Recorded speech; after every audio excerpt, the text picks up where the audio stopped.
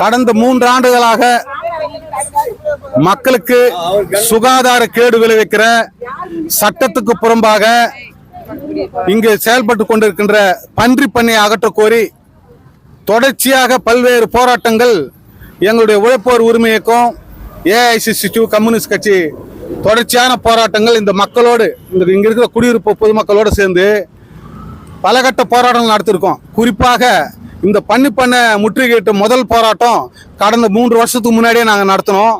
அப்போ பிடிஓவும் அந்த பண்ணைக்கு நிலம் விட்ட அந்த முதலாளியும் எழுத்துப்பூர்வமாக எழுதி கொடுத்து 15 நாளில் காலி பண்ணுறாங்க. பண்ணல.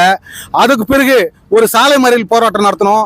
பொன்னேரி வட்டாட்சியர் உட்பட அதிகாரிகள் எங்களுக்கு இன்னொரு 15 நாள் டைம் கொடுங்க, நாங்கள் எடுத்துறோம்னு சொல்லி அவங்களும் எழுதி கொடுத்துட்டு போனாங்க. எந்த நடவடிக்கை எடுக்கல. மீண்டும் ஒரு போராட்டத்தை நாங்கள் ஒரு கருப்பு கொடி போராட்டம் இருக்கும்போது சம்பந்தப்பட்ட பிடபிள்யூடி அதிகாரி எல்லாம் அவரு கைப்பட எழுதி கொடுத்த லெட்டர் ஒன்று இருக்கு. இதையும் நடவடிக்கை எடுக்கல. மீண்டும் கிராம சபா கூட்டத்தில் தொடர்ச்சியா 2 முறை தீர்மானம் போடப்பட்டிருக்கு. ஒரு கிராம சபா கூட்டத்தில் நம்முடைய பொன்னேரி சட்டமன்ற தொகுதி எம்எல்ஏ துரை சந்திரசேகர் கலந்து கொண்ட கூட்டத்தில் கூட தீர்மானம் நிறைவேற்றப்பட்டிருக்கு ஏகமானதாக. எந்த நடவடிக்கை இல்லை. லாஸ்ட் டைம் 2024 அக்டோபர் மாதம் பிடி ஆஃபீஸ் முன்னாடி போராட்டம் நடக்கும்போது ஒரு முற்றுகை போராட்டத்தை அறிவிச்சிருந்தோம்.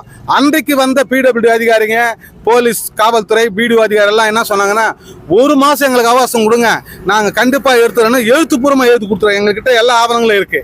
ஆனால் இது எந்தவித நடவடிக்கை எடுக்காம மக்களுக்கு சுகாதார கேடு, தோல் நோய் இதெல்லாம் வந்திருக்கு. குடிநீர் மாசுபட்டிருக்கு.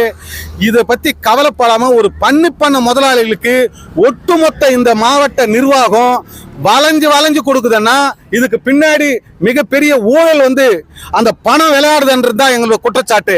மக்கள் நலனை விட பண்ணை முதலாளியோட நலன் தான் இவங்களுக்கு முக்கியம் தான்.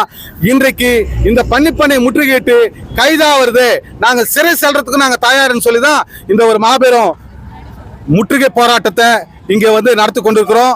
இங்க இந்த கோரிக்கை மீது இந்த அரசாங்கம் உடனடியாக செவி சாய்க்கவில்லை என்றால் எங்களுடைய போராட்டங்கள் மீண்டும் தொடரும் என்றது கேட்டு தெரிவிச்சுக்கிட்டு எங்களுடைய முற்றுகை போராட்டம் தொடர்கிறோம்.